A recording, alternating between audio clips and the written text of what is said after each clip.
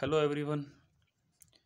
तो हमने रैंक वाला जो चैप्टर स्टार्ट किया था उसमें हम लीनियरली डिपेंडेंट एंड इंडिपेंडेंट तक कर चुके हैं। ठीक है, इसमें लीनियरली डिपेंडेंट और इंडिपेंडेंट से रिलेटेड कुछ एक दो थ्योरम्स और रहती है, उनको भी हम अभी कंप्लीट कर लेंगे और साथ में कुछ क्वेश्चंस होंगे वो भी कवर कर लेंगे।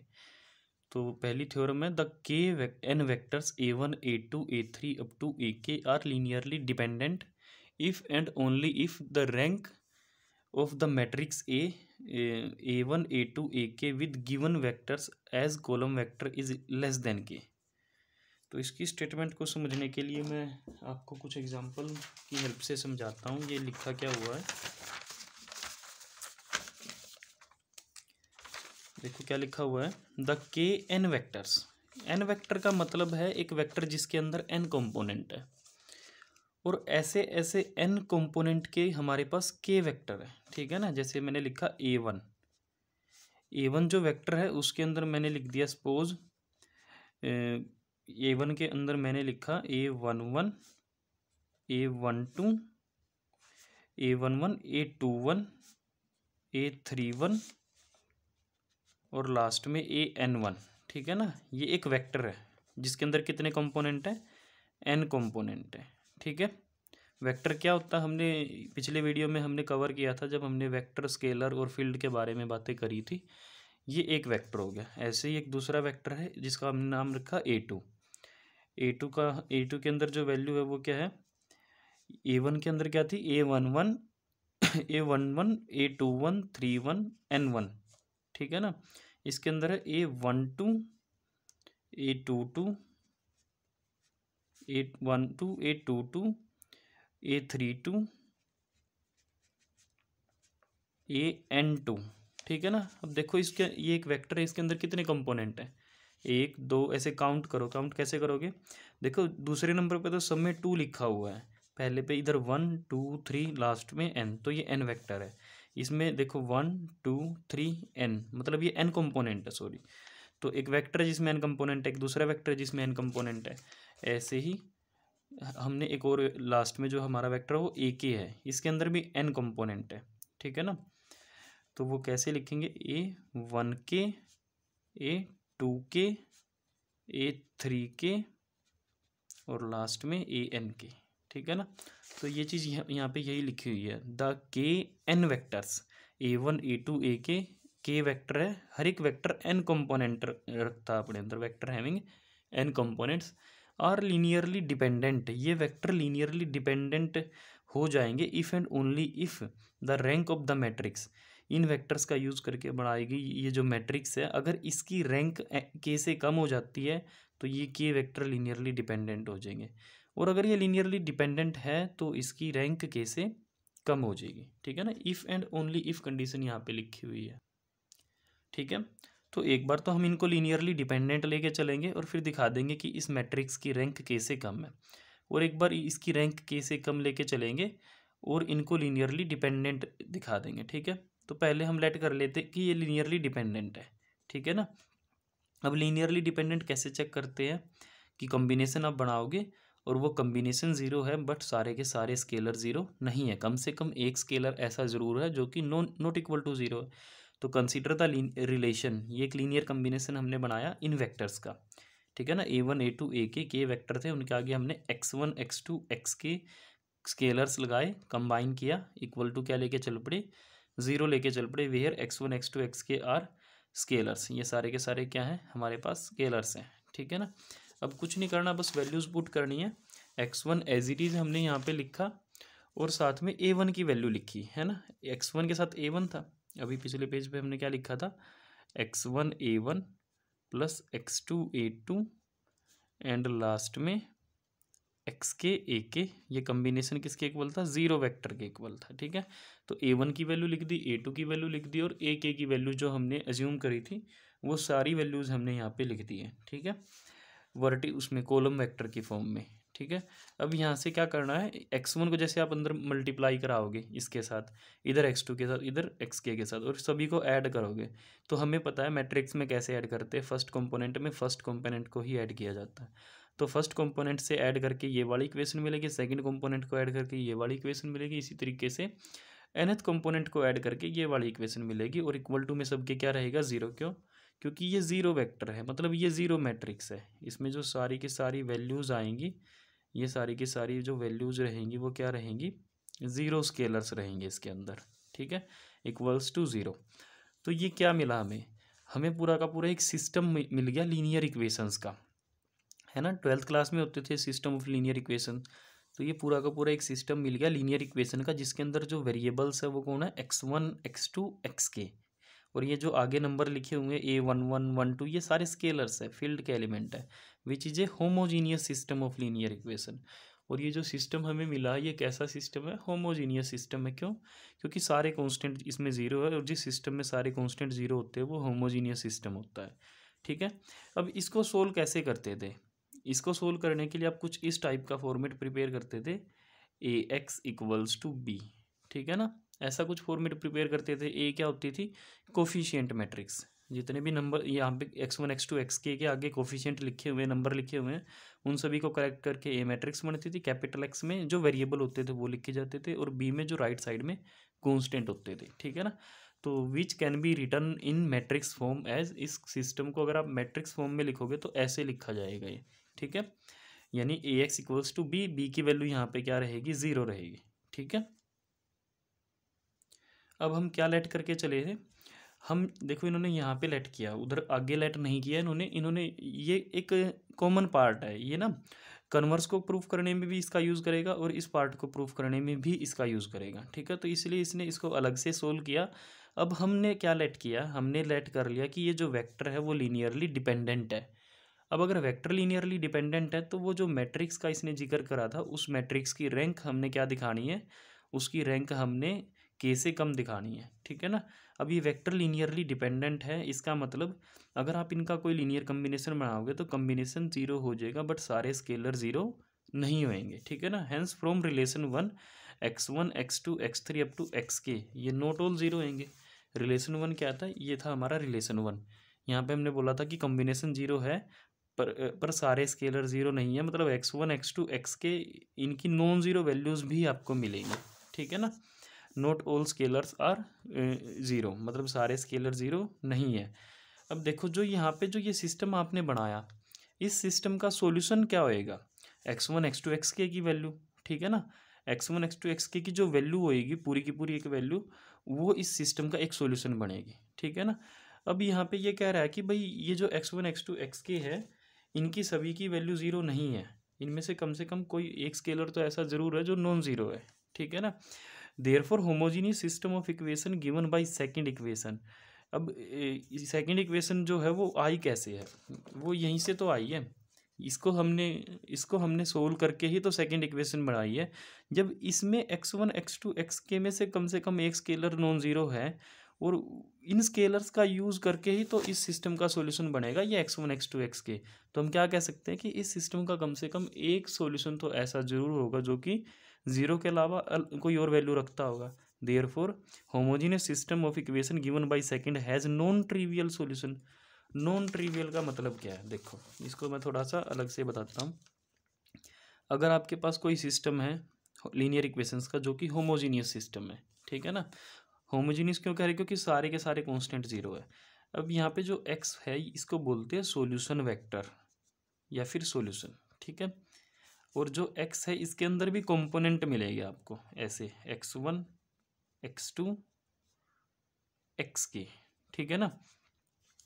अब ये जो सिस्टम यहाँ पे लिखा हुआ है, अगर हम इसके सॉल्यूशन की बात करते हैं तो सॉल्यूशन का मतलब x की वो वैल्यू, मतलब ये पूरी की पूरा वो वेक्टर जो यहाँ पे अगर आप रखो a के साथ मल्टीप्लाई कराओ, आंसर क्या आए, ज़ीरो मैट्रिक्स, उसको हम क्या कहेंगे, इस सिस्टम का सॉल्यूशन, ठीक है ना। अब ये सिस्टम होमोजीनियस है तो इसका एक सॉल्यूशन तो हमेशा होता है, वो होता है ज़ीरो वेक्टर। अगर आप x की जगह ज़ीरो वेक्टर लिख लेते हो, मतलब सारे कंपोनेंट ज़ीरो, अंदर के सारे कंपोनेंट ज़ीरो, तो ये वैल्यू इसको हमेशा सेटिस्फाई कराएगी। It is always a solution of this system. इसको तो कोई रोक ही नहीं सकता सॉल्यूशन बनने से, ठीक है ना। ये हमेशा सॉल्यूशन बनेगा, ऑलवेज ए सॉल्यूशन, ठीक है ना। ये तो हमेशा ही सॉल्यूशन बनेगा होमोजीनियस सिस्टम का। तो कहने का मतलब क्या है, अगर आपके पास होमोजीनियस सिस्टम है लीनियर इक्वेशंस का, एक सॉल्यूशन तो उसका हमेशा मिलेगा ही मिलेगा, जो कि कौन होगा, ज़ीरो वेक्टर। और इसके अलावा अगर कोई सॉल्यूशन मिलेगा तो उसको हम ढूंढेंगे फिर, ठीक है ना। जो ये ज़ीरो वेक्टर जो सॉल्यूशन बनेगा इसको हम कहेंगे ट्रिवियल सॉल्यूशन। ये तो है ही, ये तो हमेशा होगा ही होगा, ठीक है ना। अगर इसके अलावा कोई और सॉल्यूशन होगा तो उसको कहेंगे नॉन ट्रिवियल सॉल्यूशन, ठीक है ना। और यहाँ पे ना सॉल्यूशन से रिलेटेड हमने कुछ चीज़ें पढ़ी हुई है। अगर ए मैट्रिक्स जो है, अगर यहाँ पे जो हमारी मैट्रिक्स ए है, इसकी जो रैंक अगर है, अगर रैंक ऑफ ए मैट्रिक्स जो है वो नंबर ऑफ अननोन्स जो हमारे पास अननोन है, जैसे यहाँ पे के अननोन है, अगर ये रैंक के बराबर हो जाती है तो इस सिस्टम का केवल एक सॉल्यूशन निकलता है। कितने सॉल्यूशन निकलते हैं, एक सॉल्यूशन निकलता है फिर इसका, ठीक है ना। अगर ये जो रैंक है ये के से छोटी हो जाए तो इनफाइनाइट सॉल्यूशन, कितने होंगे, इनफाइनाइट सॉल्यूशन होंगे फिर, ठीक है ना। अगर ये रैंक के से छोटी होगी तो ये इसके कितने सॉल्यूशन होंगे, इनफाइनाइटली मैनी सॉल्यूशन होंगे, ठीक है। या फिर आप ऐसे भी बोल सकते हो, अगर इनफाइनाइटली मैनी सॉल्यूशन है तो रैंक के से छोटी होएगी, अगर यूनिक सॉल्यूशन है तो रैंक के इक्वल होएगी, ठीक है ना। और यूनिक सॉल्यूशन कब होएगा, अगर एक्स की वैल्यू 0 0 0 है। क्यों, क्योंकि देखो यूनिक सॉल्यूशन का मतलब केवल एक सॉल्यूशन, और इसका एक सॉल्यूशन तो हमेशा ही होता है, इसके अलावा अगर कोई है तो उसको ढूंढेंगे, इसको तो कोई रोक ही नहीं सकता, ठीक है ना। अब यहाँ पे क्या कह रहे हैं कि हैंस फ्रॉम रिलेशन वन से हमें क्या मिला था कि x1 x2 xk की वैल्यू 0 के अलावा भी पॉसिबल होएंगी, ठीक है ना। अब x1 x2 xk की वैल्यू मिलके ही तो सॉल्यूशन बना रही है, और 0 के अलावा भी वैल्यू मिल रही है जो सॉल्यूशन बन रही है, मतलब इसके अलावा भी फिर आपको सॉल्यूशन मिलेंगे। और इसके अलावा सॉल्यूशन कब मिलते हैं, इसके अलावा सॉल्यूशन अगर मिलते हैं तो कौन सा केस बनता है, इनफाइनाइटली मैनी सॉल्यूशन वाला केस बनता है ना। तो यहाँ से हम कह सकते हैं कि जो रैंक होएगी ए मैट्रिक्स की वो के से छोटी होएगी, ठीक है। Therefore homogeneous system of equation given by second has non trivial solution. और अगर नॉन ट्रिवियल सॉल्यूशन है तो रैंक ऑफ ए मतलब कोफिशिएंट मैट्रिक्स की जो रैंक है वो नंबर ऑफ अननोन से क्या रहेगी, छोटी रहेगी। अब इसका कन्वर्स पार्ट हम करते हैं, हम लेके चल पड़े कि भाई रैंक इसकी कैसे छोटी है, ठीक है ना, ए की रैंक कैसे छोटी है। अब इसी को हम दोबारा से कंसीडर करेंगे, यहाँ तक तो यही चीज़ पढ़ेंगे दोबारा से, ठीक है ना। यहाँ पे आने के बाद अगर इस मैट्रिक्स की रैंक के से छोटी है तो उससे क्या कंक्लूड करेंगे, then the system of homogeneous equation given by second has non zero solution. अगर इसकी रैंक के से छोटी है तो अभी अभी हमने पढ़ा है कि इनफाइनाइटली मैनी सॉल्यूशन आएंगे। इनफाइनाइटली मैनी का मतलब क्या आएगा, जीरो तो देखो हमेशा होता है, जीरो के अलावा भी सॉल्यूशन आएंगे, है ना, अदर देन जीरो। और अगर जीरो के अलावा सॉल्यूशन आएंगे का उसका मतलब क्या है कि एक्स की value not equal to zero होएगी और जो सॉल्यूशन बनेगी। और एक्स की वैल्यू क्या थी, x1 x2 xk, है ना। अब ये value not equal to zero है, इसका मतलब x1 x2 xk में से कम कोई एक वैल्यू तो ऐसी ज़रूर रही होगी जो जीरो नहीं है। देखो अगर ये जीरो के इक्वल नहीं है, ठीक है ना, तो इसका मतलब क्या है, इनमें से कम कोई एक वैल्यू रही होगी, कम से कम, क्या पता सारी ही जीरो के अलावा कुछ और वैल्यू हो जाए, बट कम से कम एक वैल्यू तो ऐसी ज़रूर रही होगी जो जीरो के अलावा कोई अलग वैल्यू रखती होगी, ठीक है। तो कोई ना कोई एक्स आई तो ज़ीरो के अलावा वैल्यू रखेगा ही रखेगा, ठीक है ना। तो यहाँ से हम कह सकते हैं this implies x1 x2 xk are not all zero, ठीक है ना, ये ज़ीरो के अलावा भी वैल्यू रखेंगे। और अगर ये ज़ीरो के अलावा वैल्यू रखेंगे तो यहाँ से हम क्या इम्प्लाई करेंगे कि ये जो इस वेक्टर हैं a1 a2 ak ये कैसे हो जाएंगे, लीनियरली डिपेंडेंट हो जाएंगे, ठीक है ना। तो from relation one we have a1 a2 ak are linearly dependent vector, ठीक है। तो हमारी थ्योरम प्रूफ हो गई है। अब इसके बाद जो नेक्स्ट थ्योरम है वो स्क्वायर मैट्रिक्स से रिलेटेड है। स्टेटमेंट सेम है, बस वहाँ पे कोई भी मैट्रिक्स थी, यहाँ पे हमारे पास जो मैट्रिक्स है वो कैसी मैट्रिक्स है, वो स्क्वायर मैट्रिक्स है। तो प्रूफ सेम चलेगा जैसे उसमें चला था, कोई भी फ़र्क आपको नहीं करना है, उसी हिसाब से आपको प्रूफ करना है। और लास्ट में देखो यहाँ पे भी ax इक्वल्स टू ज़ीरो हम लेके आए हैं। उसके बाद एक बार हमने मान लिया ये लीनियरली डिपेंडेंट है, डिपेंडेंट है तो इसका मतलब सारे स्केलर ज़ीरो नहीं होंगे। अब सारे स्केलर ज़ीरो नहीं है, इसका मतलब एक्स की ऐसी वैल्यू भी आएंगी जो ज़ीरो नहीं है और इसका सॉल्यूशन बन रही है, ठीक है ना। और अगर इसका कोई सॉल्यूशन ज़ीरो के अलावा कोई वैल्यू इसका अगर सॉल्यूशन बनती है, एक्स की कोई वैल्यू जो ज़ीरो नहीं है और इस सिस्टम का वो सॉल्यूशन बनती है, तो हम कह सकते हैं कि सिस्टम के इनफाइनाइटली मैनी सॉल्यूशन होंगे और जो कोफिशिएंट मैट्रिक्स की जो रैंक है, रैंक ऑफ मैट्रिक्स ए, वो नंबर ऑफ अननोन या फिर वेरिएबल्स से छोटी रहेगी। अब यहाँ पे वेरिएबल कितने हैं, एन वेरिएबल है, तो इसकी रैंक एन से छोटी होएगी, ठीक है ना।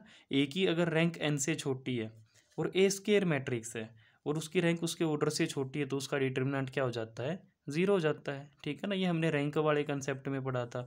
अब डिटर्मिनेंट अगर ज़ीरो हो गया तो मैट्रिक्स कैसी हो जाएगी, सिंगुलर मैट्रिक्स हो जाएगी। अब इसका फिर आप कन्वर्स प्रूफ करोगे, ठीक है। तो ये बिल्कुल सेम पिछले वाली थ्योरम की तरह ही है। अगर आप उसको ध्यान से पढ़ोगे तो ये ऑटोमेटिकली आपको समझ में आएगी।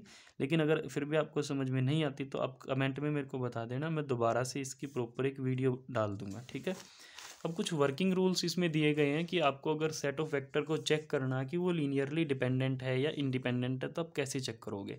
एक तो तरीका मैंने पहले ही आपको बताया हुआ है, कम्बिनेशन बनाओ, कम्बिनेशन को ज़ीरो रखो और स्केलर्स को ढूंढो, ठीक है ना। वर्किंग रूल यही है। जैसे एन वेक्टर है x1 x2 xn, इनको चेक करना कि ये लीनियरली डिपेंडेंट है या इंडिपेंडेंट, टेक एन स्केलर्स, तो एन स्केलर ले लो, c1 c2 cn, कम्बिनेशन बनाओ, इक्वल टू ज़ीरो करो, ठीक है ना।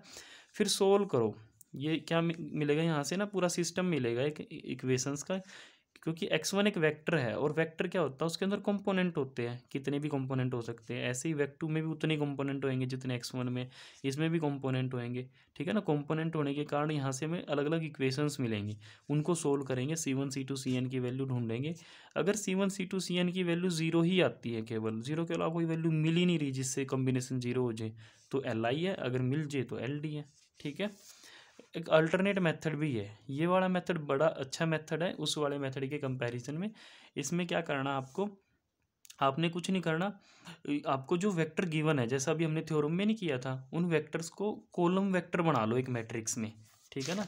जैसे यहाँ पे हमने किया हुआ है, इस थ्योरम में हमने किया, इसका ये यूज़ वहाँ पे क्वेश्चंस में होएगा। A1 A2 A को चेक करना कि ये li है, ये LD है या नहीं है, तो क्या करो, A1 को पहला कॉलम बना लो, A2 को दूसरा कॉलम, ऐसे ही AK को लास्ट कॉलम बनाओ और इस मैट्रिक्स की रैंक निकाल लो। अगर इसकी रैंक इन वेक्टर की नंबरिंग से कम होगी तो LD है, अगर बराबर होगी तो LI है, ठीक है। तो यहाँ पे यही करना है, कंस्ट्रक्ट ए मैट्रिक्स ए, एक मैट्रिक्स बनाओ ए जिसके n कॉलम होंगे और उनका n कॉलम में यही गिवन n वेक्टर होंगे, पहला वेक्टर पहला कॉलम, दूसरा वेक्टर दूसरा column, nth vector nth column. अब इस मैट्रिक्स की रैंक फाइंड आउट करो, ठीक है ना। इस ए मैट्रिक्स की रैंक फाइंड आउट करो।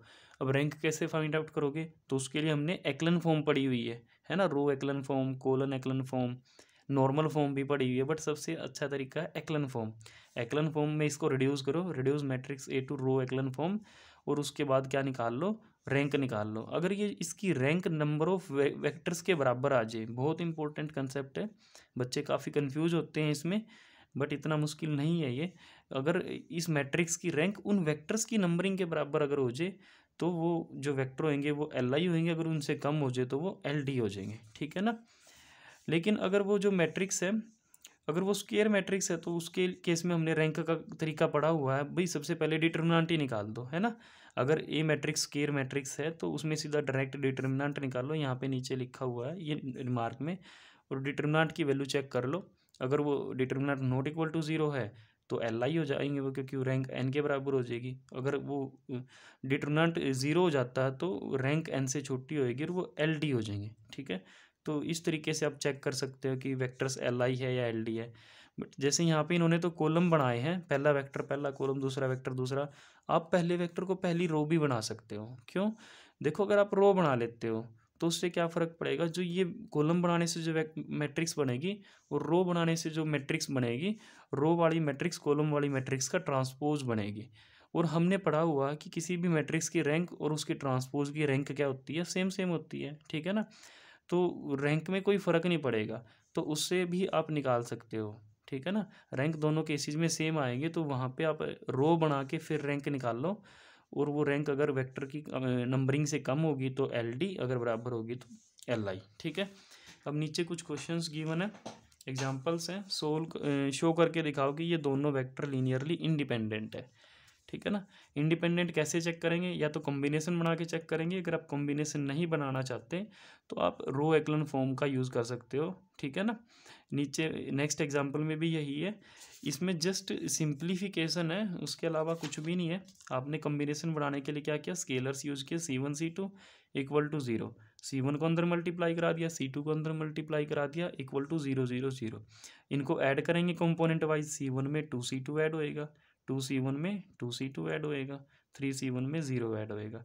इनको इक्वल टू 0 करेंगे, यहाँ से C1 की वैल्यू भी निकलेगी और C2 की वैल्यू भी निकलेगी, ठीक है। और हम चेक कर लेंगे कि 0 के अलावा कोई वैल्यू तो नहीं मिल रही है, ठीक है। अगर 0 के अलावा भी पॉसिबिलिटीज़ हैं तो एल डी है, अदरवाइज एल आई है, ठीक है ना। मैं आपको एक्लन फॉर्म से करना ही सजेस्ट करूँगा।